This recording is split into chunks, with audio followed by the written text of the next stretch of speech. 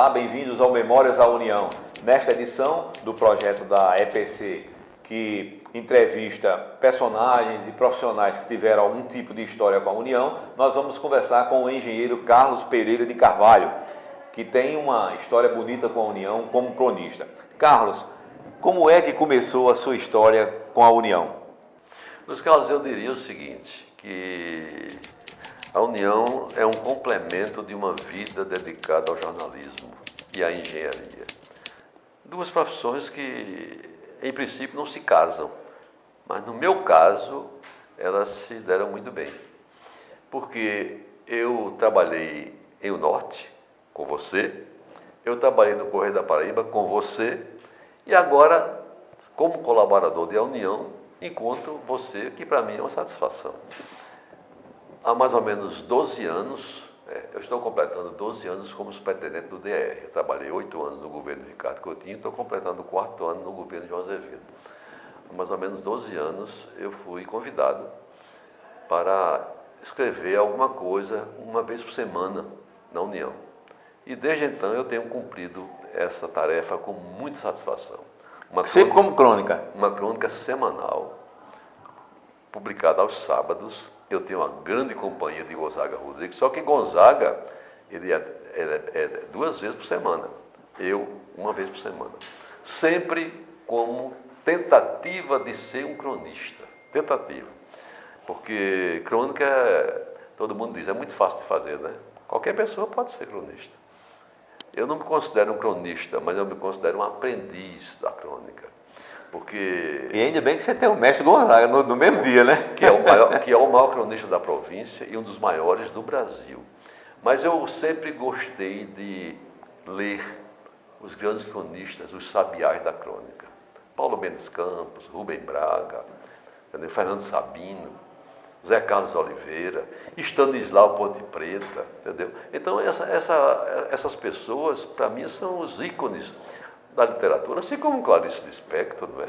Então, eu sempre gostei de ler e achava que um dia qualquer eu poderia ingressar, não nessa galeria ilustre, mas pelo menos ser um cronista provinciano. E comecei e gostei. E todas as semanas eu escrevo uma crônica para a União, que é publicada aos sábados. É a minha história de cronista, tentativa de cronista, porque de jornalismo mesmo, Luiz Carlos, eu comecei pelo rádio.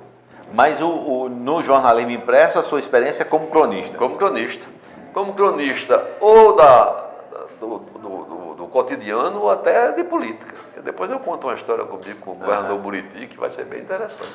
Mas veja bem, eu me lembro, rapaz, que eu também, como você, eu sempre tive 2 paixões. Uma não foi a engenharia, foi a música. E eu estudei com um professor que era argentino de naturalidade, mas brasileiro por opção. Ele dizia que tinha nascido na Argentina, mas foi José Alberto Capra. E uma vez ele me comentou, me pediu para eu encontrar o seu endereço, como é que falava com você, por conta de uma crônica que você escreveu, e que você contava a história de como você saía de casa todo dia de manhã para ir para a escola pública, e sua mãe preparava o seu café da manhã, um café com pão com manteiga assado na frigideira, não sei como é. E ele encantou-se com aquela crônica porque lembrou a infância dele. Eu lembro disso, inclusive, eu recebi uma carta dele e depois eu transformei a carta dele numa crônica. Zé Alberto Capra, um grande maestro, uma grande figura, entendeu? Casado com uma amiga nossa, muito, Márcia Capra, né? Entendeu? E um grande maestro e um argentino brasileiro, paraibano, transformou-se. E eu dizia assim, Capra, Corrientes 348. Aí ele me mandou essa carta, você foi quem deu o endereço, então dizendo que lembrou o tempo dele de menino, lá em Buenos Aires, quando a mãe dele fazia o café da manhã. A minha saga estudantil começava pelo grupo escolar Santo Antônio, Jaguaribe. Aliás, Jaguaribe é meu mundo, depois eu falo sobre ele. Então, todos os dias eu tinha aula de 7 a meio-dia no grupo escolar Santo Antônio. Depois eu me mudei da Rua da Concórdia, que hoje é senador João Lira, para Diogo Velho, entendeu? Já mais perto da cidade. mas no limite de Jaguaribe ainda. E aí comecei a estudar no Isabel Maria das Neves, que é na João Machado. E também com a mesma atitude da minha mãe. De manhã, 7 horas da manhã, ela fazia o café. E o café era exatamente esse. Uma xícara de café com leite. Leite não era leite ninho, não. Era leite que se comprava, que o homem ia entregar à casa. O leiteiro passava em frente de casa todo dia, né? passava numa carrocinha com leite, ao leite, entendeu? Aí a gente comprava um pão na padaria, que era mais perto, entendeu?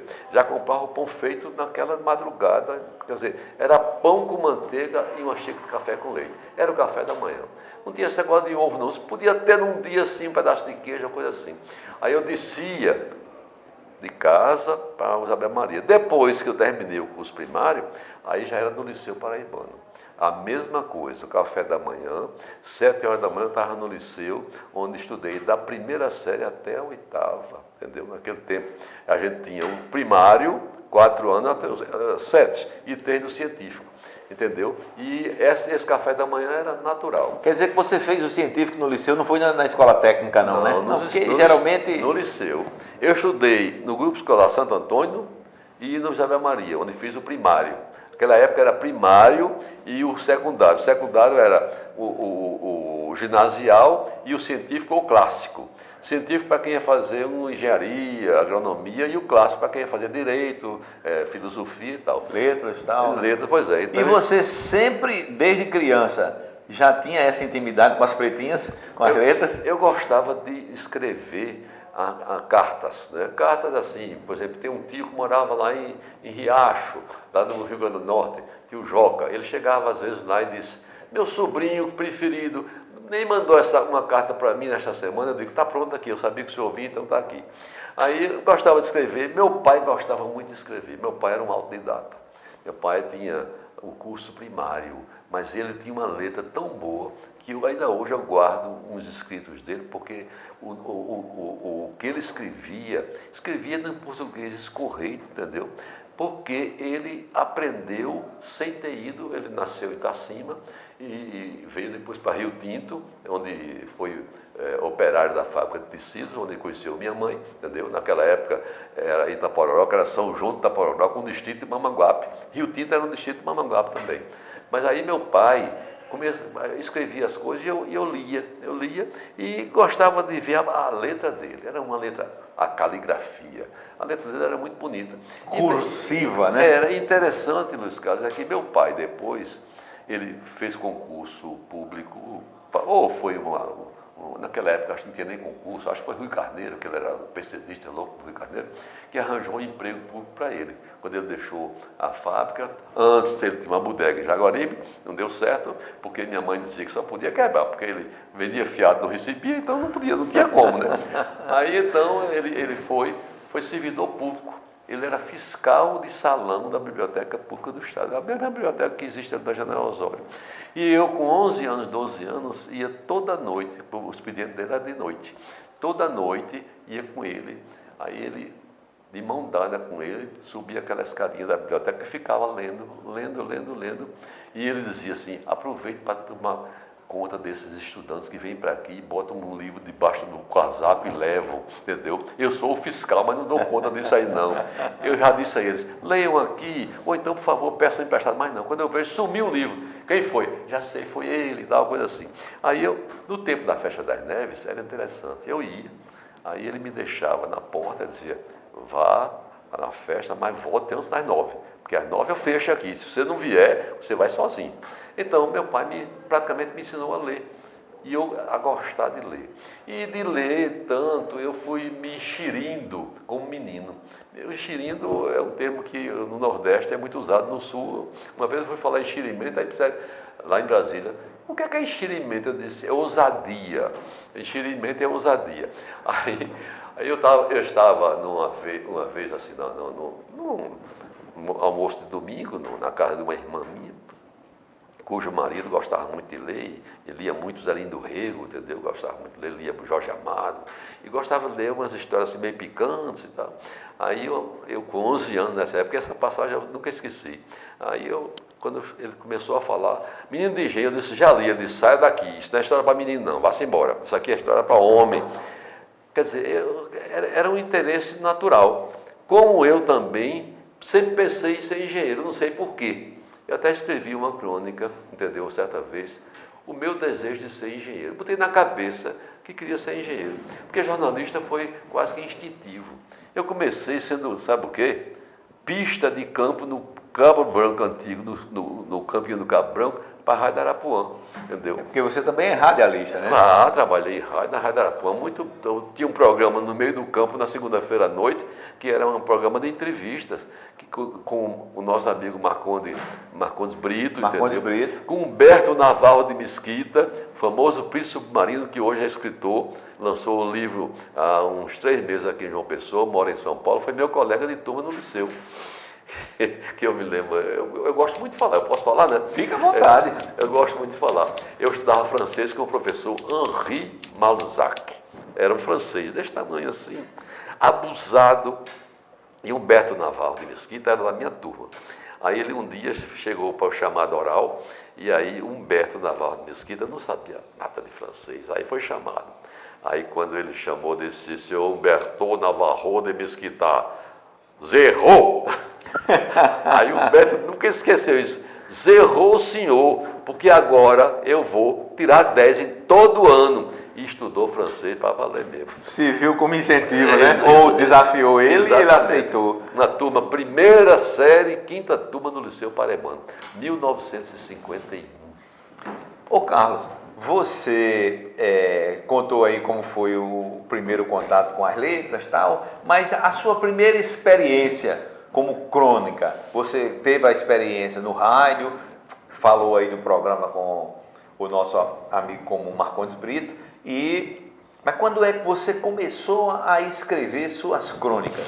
É o seguinte, é uma passagem muito interessante que eu costumo relembrar com muita saudade até. Eu estava já no Correio da Paraíba e escrevia uma coluna. Zé Jacinto de Araújo era o que tinha a página de esporte do Correio da Paraíba. Naquela época o Correio tinha 8 páginas, a 7ª página, a contracapa praticamente, ele tinha gol de pênalti, era a crônica de Zé Jacinto. Zé Jacinto de Araújo. Que foi superintendente do IBGE aqui, exatamente, né? Eu sei quem é. IBGE, perfeitamente. Eu conheci. Então eu comecei a trabalhar no Correio, no Correio da Paraíba, como revisor. Era estudante, 4ª série do liceu, entendeu? Olha, não faz mais atrás de um emprego, revisor, tá bom, tudo bem. Então era de noite, eu estudava de dia, de noite ia para o Correio. O Correio era na Barão do Triunfo, ali, que era Teotônio Neto, era o dono, e Zé Teotônio era o diretor do Correio, né? Até eu conto depois uma história muito interessante sobre Zé Teotônio. E então eu comecei a escrever com a anuência de Zé Jacinto. Uma vez por semana eu assinava uma coluna chamada, no meio do campo, coisa assim, Aristóteles, era o meu pseudônimo. Aristóteles, não era Aristóteles não, Aristóteles. Aí esse negócio pegou, aí o secretário naquela época era Eurípides Gadelha, você deve ter conhecido. Eurípides Gadelha Galvão, foi o grande secretário do Correio da Paraíba. Secretário de redação. De redação.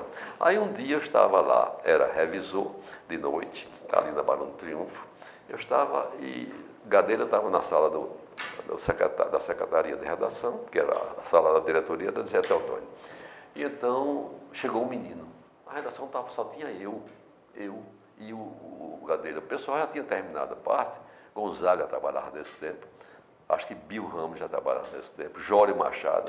Eles já tinham terminado e quando terminava ali, acho que a Larico lembra disso, iam para Bapê da Américo, que era quase em frente, entendeu? Uhum. Aí tomar umas e outras e bater papo. O jornal já estava pronto, já tinham mandado para Chambrão, que era o notipista, naquele tempo era o notipo, né? A página só faltava fechar, como sempre, a página de capa, né, porque sempre fica útil, porque podia ser que houvesse alguma notícia importante do nacional e internacional para botar na manchete.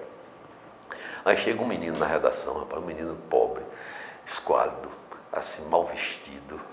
Aí pergunta assim, aí me encontra, eu estou sozinho lá fazendo a última revisão. Aí ele disse, me chamando de senhor, imagine, acho que eu tinha 16 anos, uma coisa assim. Aí eu estava na 4ª série, eu devia ter 16 anos, 17 anos. Aí ele fazia assim, o senhor não podia me dar um pedaço de pão, não? Eu olhei assim, disse, não tem um pão aqui, como é que é isso?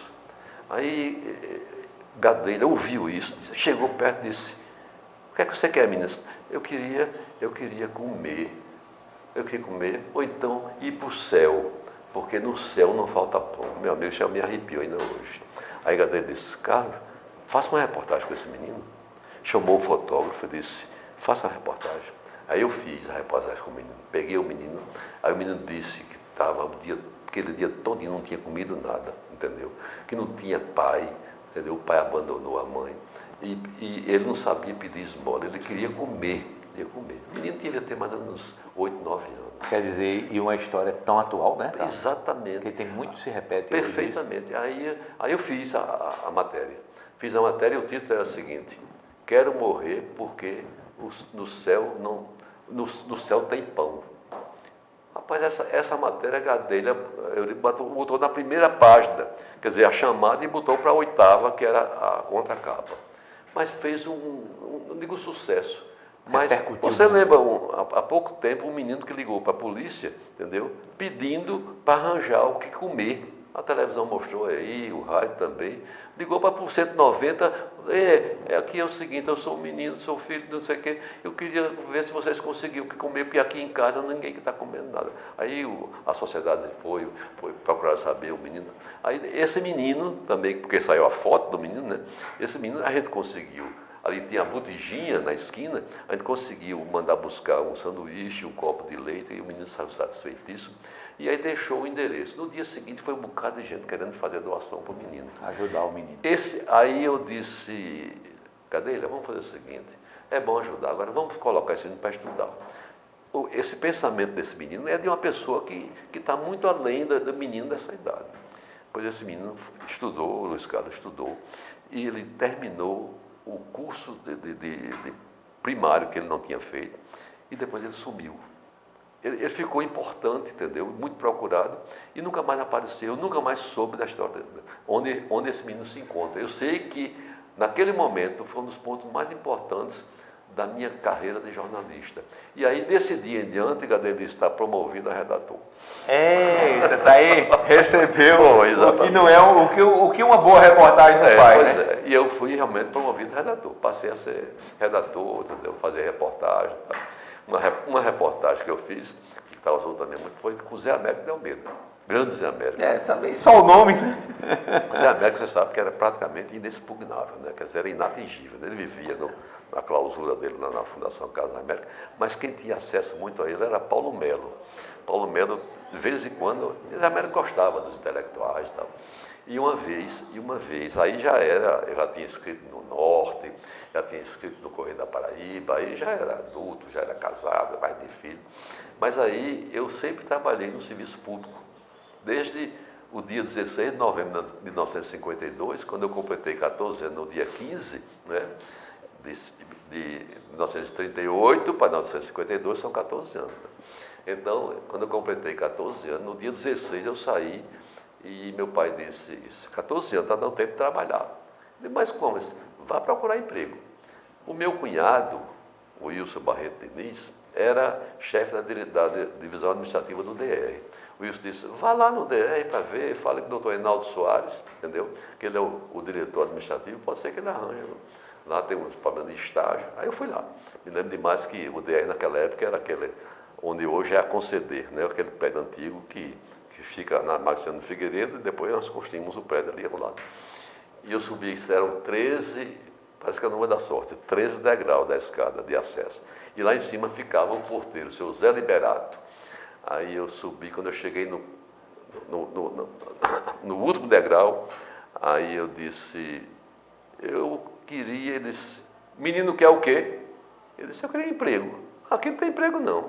Não, mas eu queria falar com quem o menino quer falar? Eu disse, olha, quem me mandou falar aqui foi o Wilson Barreto Diniz, que eu procurasse o doutor Reinaldo Soares. Ele disse, olha, ele está aí, eu vou ver se ele lhe recebe. Aí eu estava na sala já do doutor Reinaldo Soares.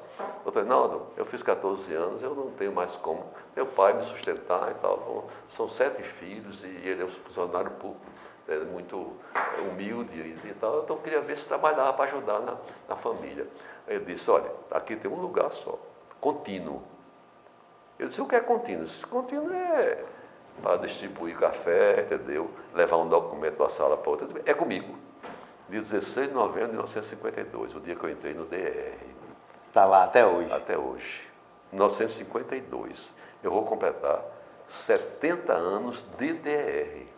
É de vida não, de vida eu já completei 83, entendeu? Então, a minha entrada, entendeu, como servidor público foi no dia 16 de novembro de 52. Ou seja, já faz 70 anos. Eu tinha 11 anos. 11 anos. Aliás, tinha 14 anos, tinha feito 14 anos. E desde então, me dediquei a serviço público e ao jornal. E o meu sonho de ser engenheiro foi seguindo, porque depois no DEA eu passei para auxiliar de escritório, passei para auxiliar de assistente administrativo, passei para auxiliar de engenheiro e já na escola de engenharia me formei, entendeu? E depois fui contratado como engenheiro, onde já estou aposentado há muito tempo, mas depois não deixaram eu sair, eu voltei, entendeu? E continuo lá. Então, Luiz Carlos, só para resumir, o jornal, para mim, sempre foi um atrativo. E sempre foi, no começo era a minha profissão, jornalista, eu ganhava algum dinheiro, né, na Arapuã, na Tabajara, no Norte, no Correio da Paraíba, mas eu já tinha o meu emprego, o meu serviço público me dava um salário de pessoal para obras, foi a forma que eu nunca esqueci. A titulação era essa, pessoal para obras, era a forma de admitir algum estagiário, coisa assim. Ao tempo que eu seguia a minha vida de servidor público, de estudante, eu também seguia E aí, o que é que eu dizia? Quando é que eu comecei? Eu comecei na Rádio Arapuã, entendeu? Arapuã, com o Zé Otávio, com o Otinaldo, entendeu? Otinaldo Lourenço de Arruda Melo. Zé Otávio de Arruda Melo. Zé Otávio foi meu colega de liceu, inclusive. E aí, a gente começou a fazer transmissão esportiva no velho Cabo Branco, Campinho do Cabo Branco, lá em Jaguaribe. E Humberto Mesquita era um narrador, entendeu? E Zé Otávio, às vezes, comentava, e eu fazia o pista, um microfone na mão, entrevistando os jogadores ou o técnico. Isso faz muito tempo, mas eu sempre fui eu não diria fanático, mas um assíduo frequentador, se eu posso dizer frequentador, das ondas do rádio. Luiz Carlos, eu acompanhava a Rádio Nacional do Rio de Janeiro aos domingos, e ainda hoje me lembro, de manhã até de noite. A Rádio Nacional entrava aqui em João Pessoa como se fosse rádio local. A potência que tinha, né, dos transmissores. E a Rádio Nacional tinha alguns programas que eu nunca esqueci. No domingo ao meio-dia, quando os ponteiros do relógio se encontram, às 12 horas, é hora de você encontrar com o rei da voz. Francisco Alves. Você não se lembra disso, não? Porque é no seu tempo. Não, eu sei, mas a história ensina, né? Aí tinha assim depois, agora é um programa que todo mundo pode escutar por parte, nada além de 2 minutos. Quer dizer, eram vários esquetes, vários quadros que só duravam 2 minutos. Quando a pessoa só queria ouvir 3 ou 4, né? Aí depois vinha a Hora do Pato, com Jorge Cury, um grande locutor esportivo, que era um programa de calouros. Eu não vou nem falar a palavra programa de calouros, porque uma vez eu recebi uma reprimenda, não é uma reprimenda, aquele sinal típico de que a pessoa não deve continuar. Eu fui me entender de participar do programa de calor na Rádio Tabajara, quando a Tabajara era ali na Rua de Aquino, na Rua da Palmeira, e o comandante do programa era um show de calouros, era Pascoal Carrilho. Pois é, todo mundo se lembra de Pascoal Carrilho, né? E eu entendi de cantar Odalisca. Meu Deus do céu. Vem, Odalisca pro meu harém. Aí, pão, o sino. Aí disse, menino, vá cantar Odalisca lá na Arábia. Aqui você não canta mais não. Foi a minha única experiência como cantor. Né? Mas aí o redator já estava estabelecido, o engenheiro, e como é que você chegou à União? Bom, a União é o seguinte, como os 2 jornais que eram privados fecharam, lamentavelmente, né? O Norte fechou, o Correio fechou, e eu sou testemunha do fechamento desses 2 jornais, né? Eu estava no Norte quando o Norte fechou. Inclusive fiz uma carta para Joelzio Pinto, né, que era o diretor. Joelzio Barros, Joelzio Barros. E ainda hoje eu tenho essa carta, lamentando o fechamento. Depois no Correio da Paraíba a mesma coisa, né? Que Antônio Neto era o industrial, dono dos moinhos Teone, e começou a quebrar e o jornal não se sustentava, né? Então Zé Teotônio era o diretor, né? O irmão de Teotônio Neto. E interessante é o seguinte, que Zé Teotônio era um homem, acho que ele é vivo, Zé Teotônio, não sei bem, mas ele era, na função de diretor do jornal, ele não parecia ser o dono do jornal, ele era um de nós. E Gonzaga sabe muito bem dessa história, Gonzaga foi testemunha disso. Quando Zé Teotônio chegava da casa dele, ele chegava perfumado, tomado banho, entendeu? Com a camisa, que todo mundo que via se lembra, com aquele monograma JT, que era Zé Teotônio, né? Aí, e parecia que não tinha jantado, aí Gonzaga dizia assim, Carrinho, hoje nós estamos na boa, o homem parece que não jantou, não. A gente vai jantar no Botijinha. A Botijinha era um restaurante que tinha na esquina da Barão do Triunfo. Mas quando ele chegava, já tomado banho, aquele negócio todo, parece barriga cheia, aí Gonzaga dizia, hoje não tem sanduíche não, a gente vai comer no pé da América mesmo. Porque Zé Teotônio era assim, aí ele era o diretor, mas quando ele ficava na redação, conversando. Aí foi um tempo muito bom. Que é um lugar extremamente democrático, né, Carlos?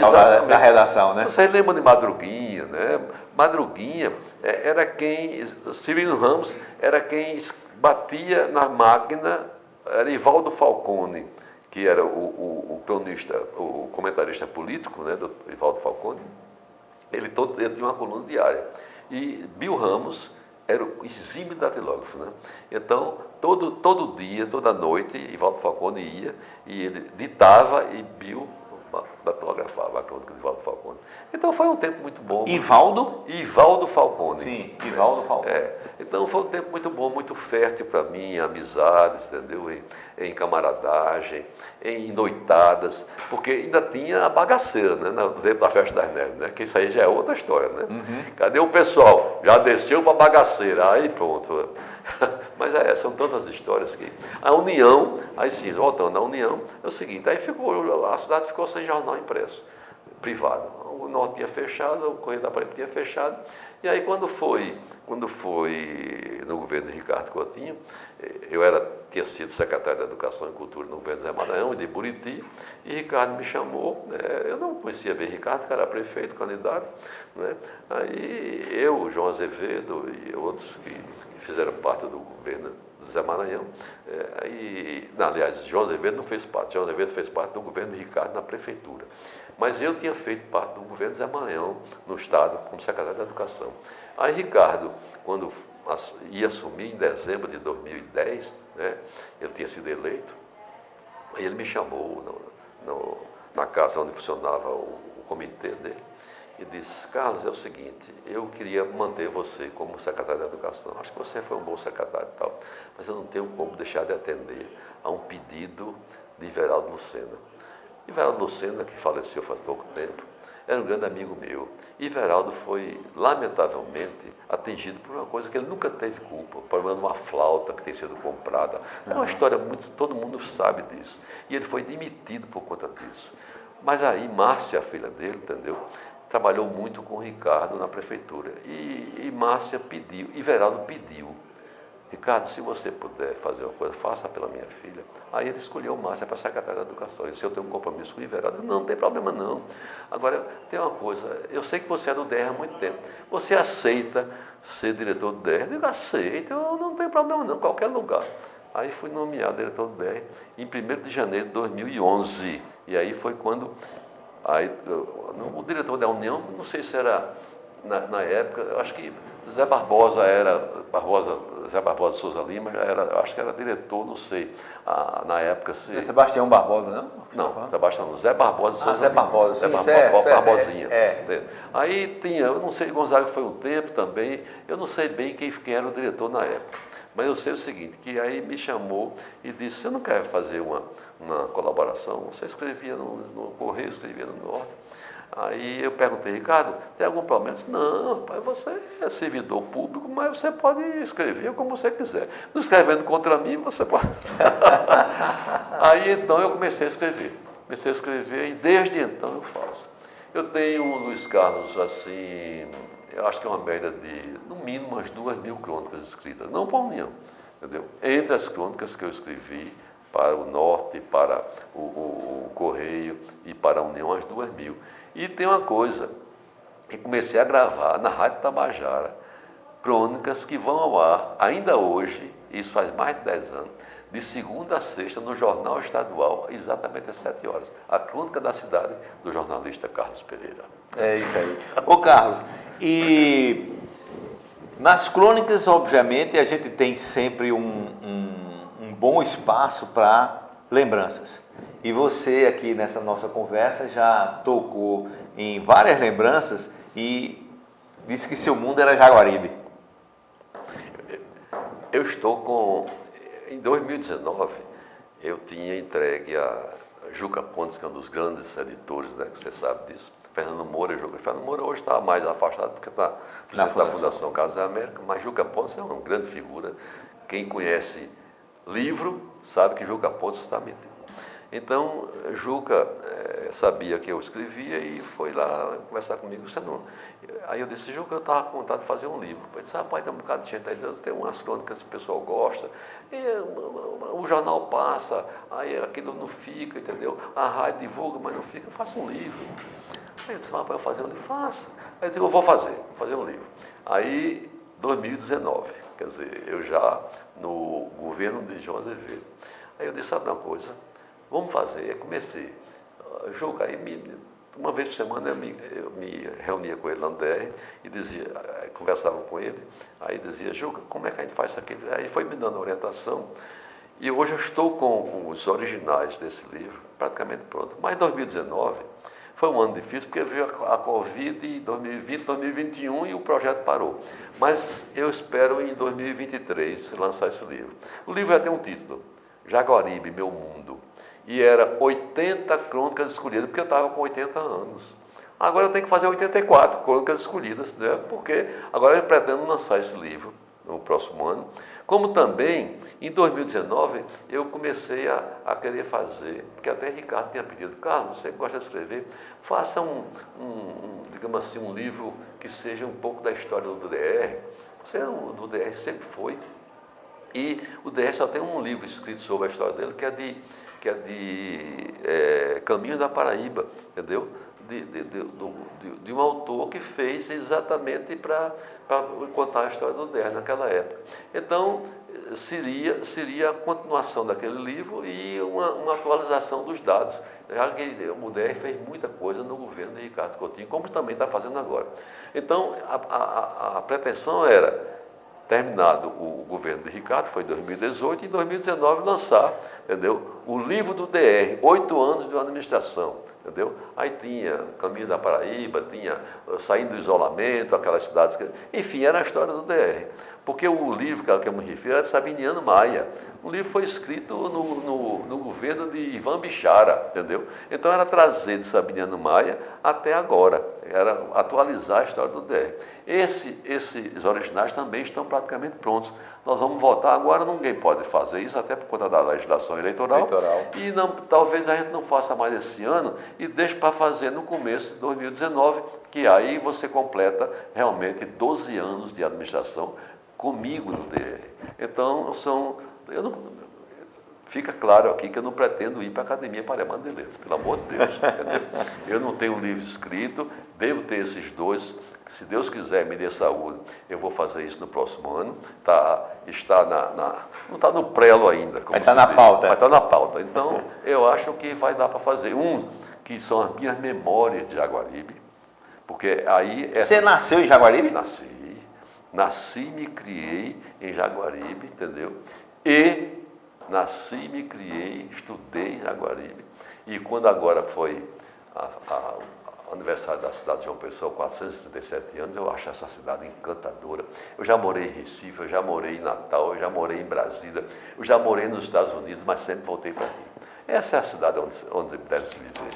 Cidade bucólica, antiga, gostosa, não é? Linda cidade. E um tema constante de suas crônicas, né? Exatamente. Então, eu escrevia Ode à Minha Cidade, dizendo, amanheça o dia ali na praia do Cabo Branco e espere o sol sair de dentro d'água e espargir os seus primeiros raios. Depois que ele começar a subir, você saia, vá perguntar as pessoas, chegue na Praça da Independência. Você vai ver que é uma praça tão bonita, onde tem um lugar onde você compra flores e pode levar para a pessoa amada, mas não se contente com isso. Vá descendo em direção ao centro, passe pelo Ponto de Serrés, que era um local onde os bondes paravam, onde tinha a galeria dos engraxates, onde se batia papo, onde se falava mal de todo mundo, menos da pessoa com quem se conversava, né? Onde tinha o Paraíba Palace Hotel, não é verdade? E onde tinha o famoso, a banca de jornal famosa, que por muito tempo você ia comprar o jornal do Rio de São Paulo ali, né? E depois você aproveita e desça. Vá descendo, passe pela Praça Pedro Américo, que é a Praça do Pensamento, passe pela Batalhão da Polícia, vá descendo até chegar onde a cidade nasceu. Vá lá para o Hotel Globo, entendeu? E espere o pôr do sol. Ele que nasceu no oceano vai se pôr do rio. A cidade nasceu no rio e depois ela mudou toda para o litoral, praticamente.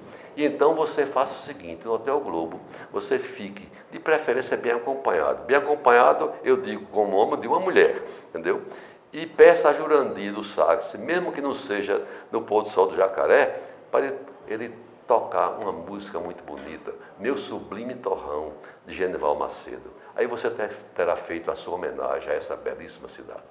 Você veja que, como toda boa crônica, ela praticamente não tem tempo, né? Não. Na época que você contou... É só mudar o dia do aniversário, o ano do aniversário. O ano do aniversário. Ela está atual. Eu pensei que era antiga, mas eu não vi, não. Passei batido na edição. Eu sempre li, gosto muito de ler, Rubem Braga, Paulo Mendes Campos, não é? É um pessoal que dizia, acho que era Rubem Braga, dizia, escrever crônica é muito fácil, todo mundo pode escrever, né? Porque o que é para mim crônica? É algo que você descreve com simplicidade, sem ser um linguajar escorreito, nem aquilo assim difícil de procurar no dicionário, como Gonzaga escreve, né? Gonzaga é o melhor paradigma sobre crônica. Então, você escreve para as pessoas lerem e sentirem aquilo. Quando eu descrevo Jaguaribe daquele tempo, os jovens não têm ideia, mas os que viveram naquela época estão se colocando naquela mesma posição, na Senador João Lira, entendeu? Na Vasco da Gama. Quando eu falo dos bondes, do bonde que eu pegava em Jaguaribe ia parar em Tambaú, para tomar banho de mar, e o bonde virava os bancos ali em frente, onde é hoje a Bebetu, ninguém me entende. Quando eu falo dos trilhos do trem da Great Western, que levava a gente daqui para Itabaiana, ninguém tem ideia, porque isso não existe mais. Mas na minha memória existe. Aí porque dizem que eu sou um memorialista. Eu acho que vale a pena, sabe? Vale a pena descrever as coisas do passado, principalmente quando se trata da história que você viveu. Carlos, sabe uma coisa interessante dessa nossa conversa?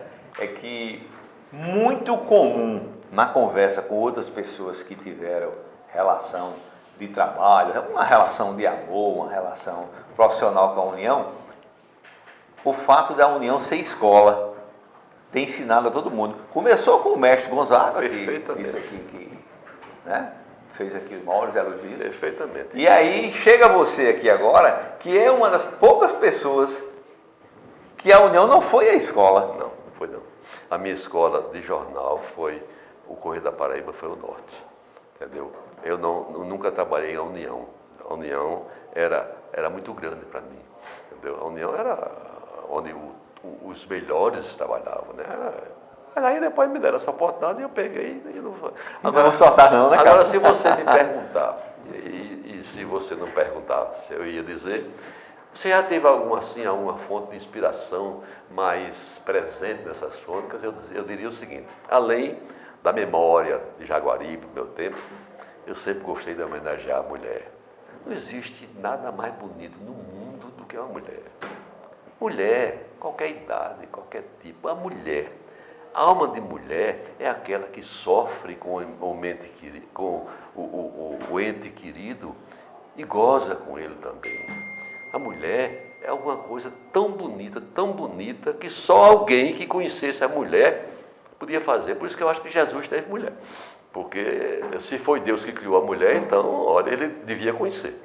Ô Carlos, você com essa história toda do rádio, a história do Jornal, do Correio, do Norte, enfim, e a sua chegada à União, você testemunhou toda a evolução que a imprensa teve, né, nesse período, que foi um período rico, foi um período de guerra, período de golpe militar, de exceção, né, democrática, depois de reconquista da democracia. Você sabe que tem uma passagem muito interessante que eu gostaria de registrar também, porque eu sempre fui meio ousado também nisso, sabe? Eu sempre me considerei um homem de esquerda, mas de esquerda sem ser fanático, sabe? Nunca fui inscrito em nenhum partido político. Trabalhei para vários governadores, desde João Agripino, Ivan Bichara, Hernani Sátrio, Ricardo, José Maranhão. Lamentei muito a morte de Antônio Mariz, de quem eu era amigo pessoal.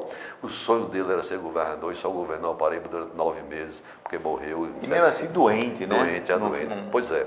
Então, eu sempre fui muito ligado na universidade ao pessoal do diretório, que era, naquela época, todo estudante era de esquerda, não tinha estudante de direito. E aí veio o golpe militar, em 64. Eu estava recém-formado, porque eu me formei exatamente em 63, entendeu? E o meu discurso, eu fui orador da turma, o meu discurso, eu ainda hoje guardo com ele. A democracia é o mais importante que se tem na vida. Os estudantes não podem, porque já havia aquela de 63, uma ameaça, um movimento, né? de tirar João Goulart, entendeu? Aquela história toda já tinha sido adotado o parlamentarismo, é uma forma de tentar salvar. Mas aí veio em março de 64, e eu me lembro que em dezembro de 63 eu disse: isso jamais acontecerá com o Brasil. Aí aconteceu. Não conseguiu ser profeta. Agora é interessante, Luiz Carlos, eu nunca fui preso. Eu fui chamado a depor, entendeu? Por quê? Porque no dia 31 de março para o dia 1º de abril, que eu sempre digo, aquilo devia ser, não 31 de março, é 1º de abril, entendeu? Que é o dia da mentira, mas não foi mentira não, muita gente sofreu ali. E eu fui com o padre Juarez Batista, não sei se lembram dele, entendeu? Não, Juarez Batista não, padre Juarez Benício. Juarez Batista foi um diretor da União. Mas padre Juarez Benício, que faleceu há alguns anos, era muito ligado aos estudantes, entendeu? Aí nós fomos tirar uns estudantes, colegas nossos da Escola de Engenharia, que estavam escondidos na igreja de São Francisco. A igreja de São Francisco, não sei se você sabe, tem um túnel, entendeu? Que liga lá. E eles estavam escondidos lá, e padre Juarez conseguiu que o bispo deixasse ele lá. A polícia, o DOI-CODE na época, né, que era o pessoal do Exército, foi lá, soube, e padre Juarez disse que o arcebispo da época era Dom Zé Maria Pires, conhecido, uma grande figura, né? Aí disse: aqui não entra ninguém não. O senhor tem um mandato judicial? Não, porque a gente soube que tem estudante aqui escondido. Não, senhor, traga um mandato judicial, que aí eu te permito, mas aqui na igreja não. O senhor não veio aqui para rezar? Não, porque nós somos. Não, o senhor não quer saber, Dom Zé Maria. Aí avisou, a gente foi lá, entendeu? No dia seguinte, de madrugada, eu, o padre Juarez, eu e mais 2 amigos, pegamos o carro e fomos lá, tiramos de madrugada o pessoal, eles se escondam em outro lugar, porque eles tinham já conseguido um mandato judicial. Quando foram lá, depois não tinha mais ninguém. Foi outro episódio que está gravado na minha memória. Carlos, você contou a história do menino que chegou na redação e você era um revisor da página de esporte e transformou-se em redator por conta da história que você contou dele. Você falou das suas inspirações, de João Pessoa, da mulher, falou um pouco de sua vida em Jaguaribe, falou das dificuldades como estudante, do primeiro emprego. E eu pergunto, nessa relação com o jornalismo, grandes amizades? Grandes e perenes amizades. Porque, Luiz Carlos, amigos você tem muito poucos, conhecidos você tem muitos. Amigos são aqueles que, na hora que você mais necessita, ele aparece. Não é quando você tem tudo, não. Quando você tem tudo, às vezes não quer dar para ninguém. É quando você não tem nada. E eu fiz umas grandes amizades, entendeu? Amizades pessoais. Gonzaga Rodrigues é um grande amigo meu. A gente pode passar um ano sem se ver.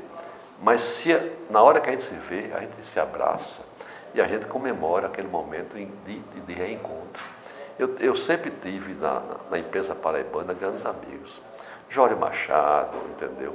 Bill Ramos, Gonzaga, entendeu? Só citou gente brilhante até agora, né? Natanael Alves, uma grande figura. Segundo Gonzaga, um missionário. Era missionário. Teócrito Leal, quer dizer, um pessoal de Madruguinha, um pessoal de alta classe, um pessoal que sabia o que escrevia e dava gosto de você ver. Ou uma reportagem, até Dramas e Comédia da Cidade, de Enoque Pelágio. Quem não se lembra?